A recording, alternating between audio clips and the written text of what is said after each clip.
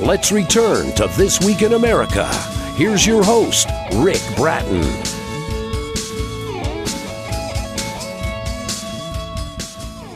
Welcome back, everybody, coast to coast, This Week in America. In If I Could Have a Cloud, Where Would I Go? Second edition by Jennifer Dawn deConinck Smith. Experience a world of unique and creative imagination through the eyes of a young boy who was living with cancer and is bed-stricken. Connect with him through his personal adventures while traveling on a cloud and through his incredible strength in his cancer struggle. Jennifer is a self-published author, also has other upcoming books in the making, including an action thriller for both novel and movie possibilities. Born with congenital heart disease and open heart surgery at age 4, Jennifer also received a pacemaker at age 18. She has undergone and survived a wide variety of illnesses, very painful experiences that have been life-altering trials throughout her life. Living in various locations within Canada and raising 3 children, Jennifer is grateful to have grown in her faith, which has been a huge part throughout her life as both a divorced mom and a survivor. Jennifer Dawn deConinck Smith, author of If I Could Float on a Cloud, Where Would I Go? Second edition, is our guest on This Week in America. Jennifer, welcome to the program. It's a pleasure to have you with us. Thank you, Rick. It is a pleasure to be here speaking with you. It is so important what you're doing and the message you have in sharing to people that it's never too late and we can always overcome problems. Let's talk about the book. And I didn't want to give away too much in talking about the book. Tell us a little bit about the book and why this book is receiving such excellent reviews and touching so many people. Oh, absolutely. Thank you, Rick. So If I Could Float on a Cloud, Where Would I Go? Second edition. I was born out of, actually back in 2010, I had published a short novel. And last spring, it was recognized and I was encouraged to expand on it, which is where the second edition came from. Yes, people have been, gone through so much in this world, and people need hope. There's so much going on, and so I wrote, this book is, as you said, this little boy named Kipper is bed-stricken. He lives his life in a hospital bed with an untreatable cancer, and in the story, Kipper meets all kinds of people throughout his life, and it is through his hardships and pain that he grows in his faith in God, using his imagination to tap into, to focus his suffering into something that becomes greater than him, even himself. It is through Kipper's faith that carries him through and even finally takes him home. It is an inspirational story in hopes to encourage others that they are not alone. No one is alone if they have Jesus in the heart and lives, or, just with him, we can do anything if we believe. I just want people to be encouraged in this day and age and don't give up the fight, because you are worth it. And it's so difficult with what we're all going through now. I know the book has been described as a unique twist to an imperfect world that expects perfection. And I think that really sums it up pretty well, doesn't it? It's a unique perspective that you offer us. But we are in a world that expects perfection, and that's difficult sometimes because nothing is perfect. We don't go through perfect lives. No, that's right. Exactly right, Rick. With us on the program is Jennifer Dawn deConinck Smith. I'll spell all of that so you can Google it, but the book's available at Amazon, and better yet, at kippersjourney.com. That's KIPPERS journey.com. Go to our website, thisweekinamerica.us. You can link on and get all of the information. Let's talk about how you developed the story. What was the inspiration for writing the book, If I Could Float on a Cloud, Where Would I Go? Yes, Rick, it's the inspiration, when I have been through so much myself, and life is not perfect. Life is hard, and everyone is going through something. Whether replacing addictions, unhealthy lifestyles, anything is coming from some place of pain. And for me, I learned to tap into that inner creativity that God gave me, and I draw, I write, I crochet, I sew, I do all kinds of creative stuff, and I just put that through. And actually, through this novel, you'll find pictures, a lot of pictures, and it's every piece of art from the front of the cover to the inside is all done by actually my youngest daughter and I. So we just wanted to share. There are ways to get around addictions and the pain, and just learn to tap into those, because we can do that. It changes us. It helps us become humble. It gives us patience, and we really truly can change the world. We're along with Kipper on the journey. Let's talk a little bit about that. He meets all kinds of people. He goes through life suffering, but that finds something that's greater than even himself. Talk about that, because we're there with Kipper throughout this. Mm-hmm. Yes, we are. Yep. He's essentially he's a speaker in this, and he's taken us through this, his struggles and his, he's a child, so we're seeing it through the eyes of his struggles and his imagination. And children, have quite a huge imagination as Yes. it is. And I felt it was important for people to see it from a different perspective.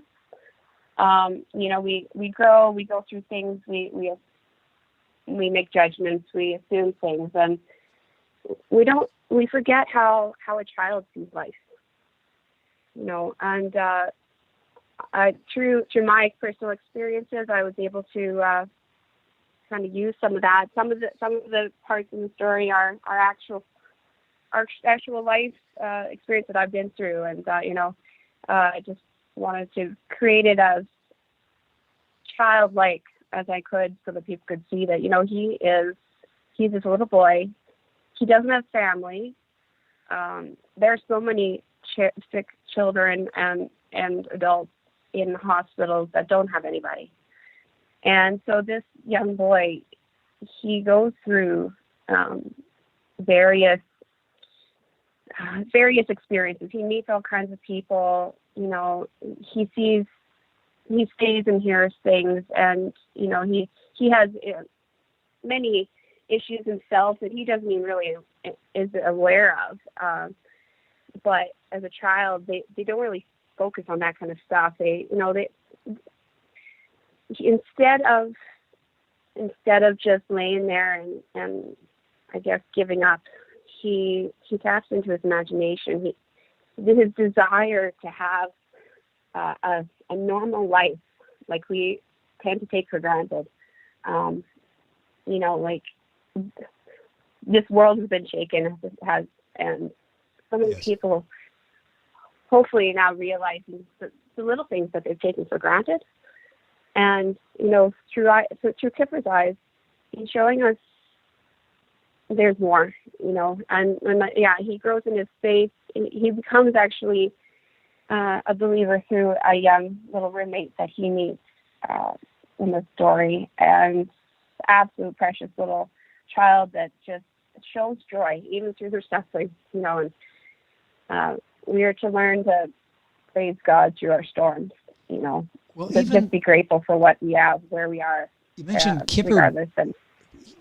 Yes, and so many important messages, themes in Jennifer's book. If I could float on a cloud, where would I go? The second edition, you'll find it the usual places. KippersJourney.com is Jennifer's website. I'll give you that information several more times during the program. It appears he's alone, but he's really not alone. And that's a message that resonates with so many people. We all at some point feel we're alone, but we're really not, are we? No, we really aren't. We can go through all kinds of things, but we have to also realize we're not alone. God's there. He's there. He wants to do more. He's a loving Father. He wants to guide us and carry us, and we only have to be still. We really only have to, we don't need to worry. We surrendering our fears, our anxieties, our struggle, our pain to Him, and just knowing that we got it. We're going to go through things. Life isn't perfect, and how can we learn if we don't go through things? But God he's been portrayed as so many things that he is not. And, he is just a loving father that wants to carry us. We fall. He's like this loving father that you fall off your bike, he picks you up, dusts you off, and says, let's try again. Everyone is worth it. Everyone is valued and loved beyond measure. And, we all need encouragement and something to believe in. And we've had so many excessive busy distractions in this world that have suddenly been put on hold with this whole global issue going on. Yes. And very painful things happening for people, just a shock to our whole world. And, God helps us come to the end of ourselves to realize that we are not the writer of our own story, and that these situations, in hopes, even though they can be hard, are there to help bring us into the awareness that we need to refocus our lives into the little things that actually do count, the things that do matter, and to also help prepare us, because life is hard. And where we wish to, we also need to prepare ourselves for where we want to go at the end of this life, because often, more than not, it's overlooked. So many Yes. people, they have amazing experiences in their lives, but then you can't take that when you go. You've been through so much. I touched on some of that in the beginning. And Jennifer Dawn deConinck Smith, our guest on the program, her book is If I Could Float, Where Would I Go? This is the second edition, available at Amazon, the usual places, and Jennifer's website, kippersjourney.com. You've been through a lot. How did you get through the hard times? I'm thinking maybe some of Kipper's message in the book is actually Jennifer's message. Are some of these themes what you use, the tools you use to get through your difficult times? Yes. Yep, absolutely right. I have been through a lot, and I've been sick on and off so much throughout my life, and surgeries and ER trips, and just unwell, and ever since my open heart surgery when I was 4, and just I have just learned it's humbled me. I'm trying not to get too emotional here. Yes. I've completely been humbled, because I just realized my life is not in my hands. I don't have to worry about the next step. I need to just trust that I have God carrying me through no matter what. He's there in the fire with me. He's there to carry me, and he has brought me through a miracle after miracle. You'll read about it in my little bit of the mini autobiography in the start of my novel there. And I believe, I am absolutely 100% a believer that we are not alone. God has us in his hands, in his way, and in his timing, and we just have to trust it. And we can do anything with him. Like, we don't have to, this world is not all there is.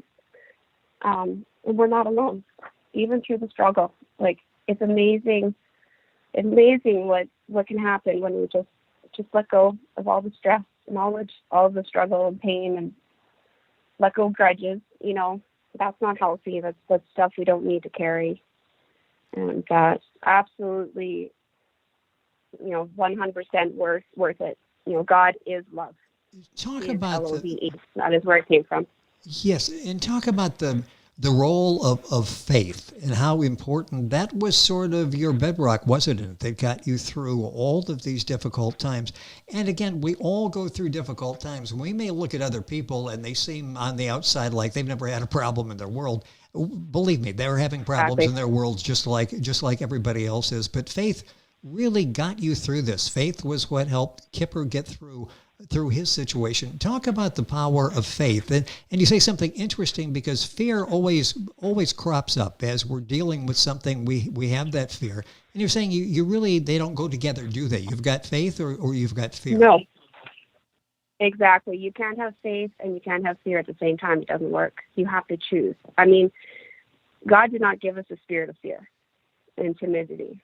You know, He gave us love and all anything that you can imagine that in this life that is positive and beautiful and, you know, loving, and that is where it comes from. He is a creative God. Look at us. Look at the anatomy of just the human eye.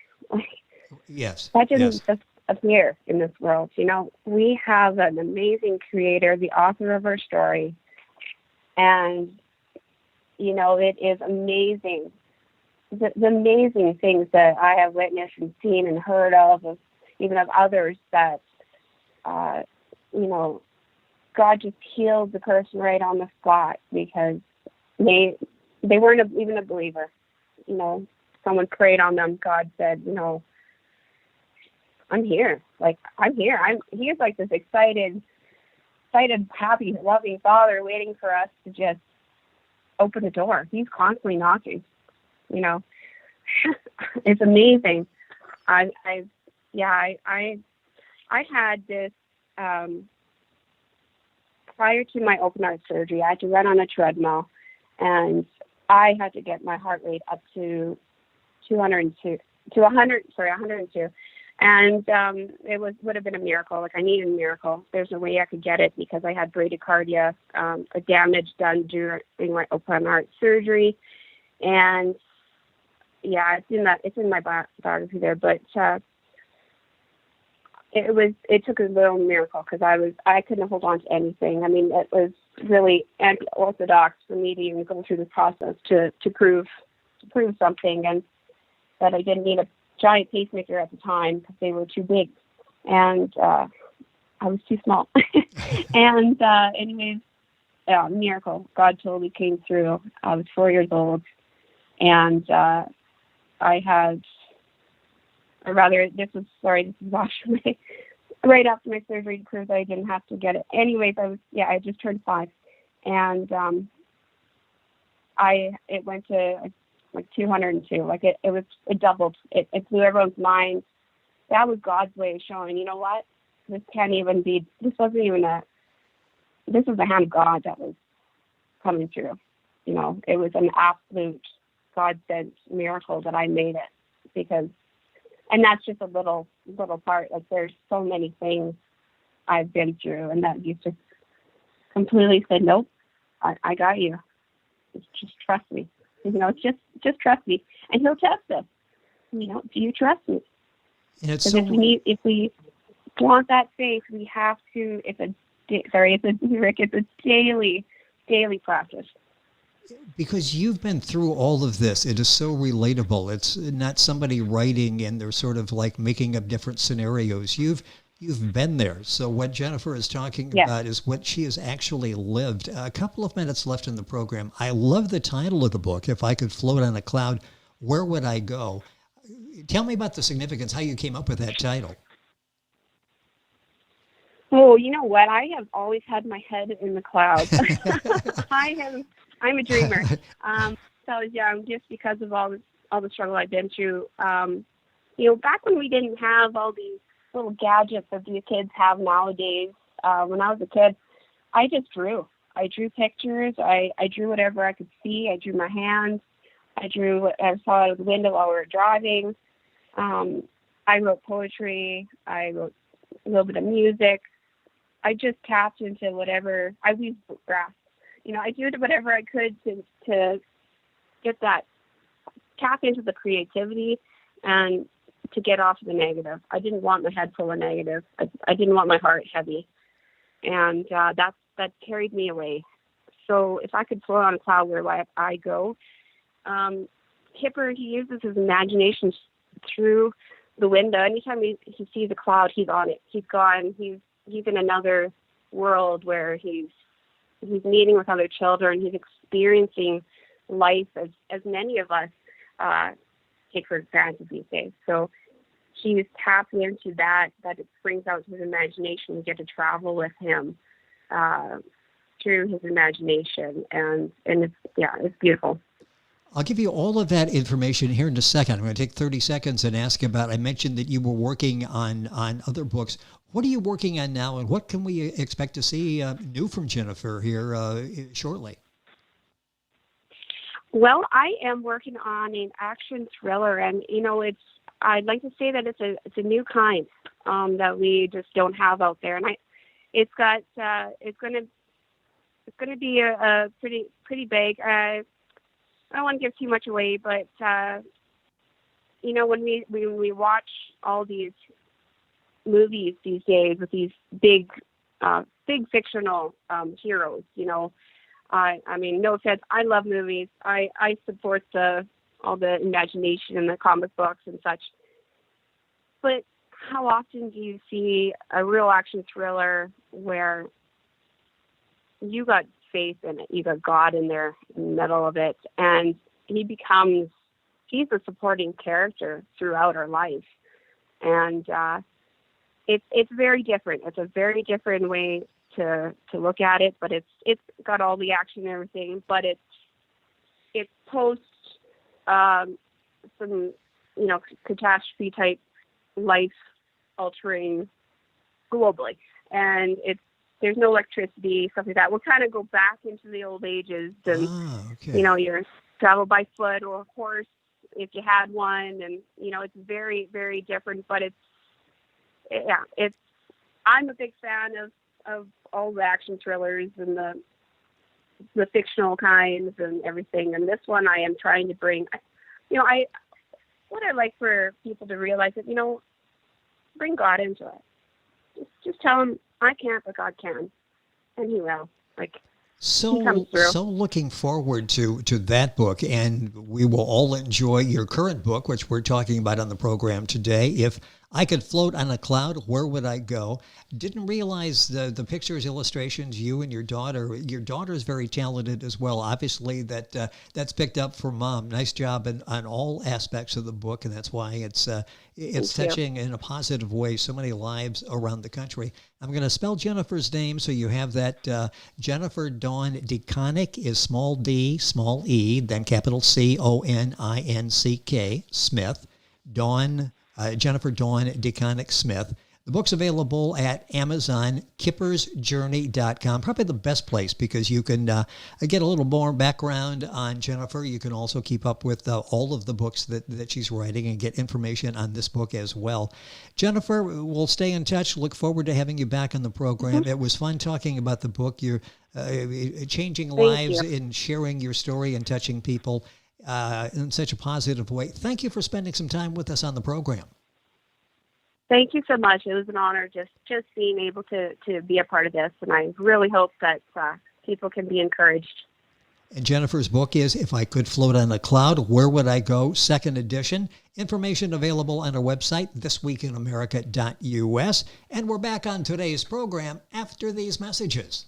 This Week in America is online. You can visit our website, thisweekinamerica.us. Scott Pinkerton, associate producer of This Week in America. Jay Anderson, segment producer. Ben Watson, webmaster. Otto Bechet, director of engineering and TV production. This Week in America produced and is a trademark of Blue Funk Broadcasting, LLC. For information on all of our guests and to listen to this week's show, our website again at thisweekinamerica.us. And I'm Sean Bratton, executive producer of This Week in America.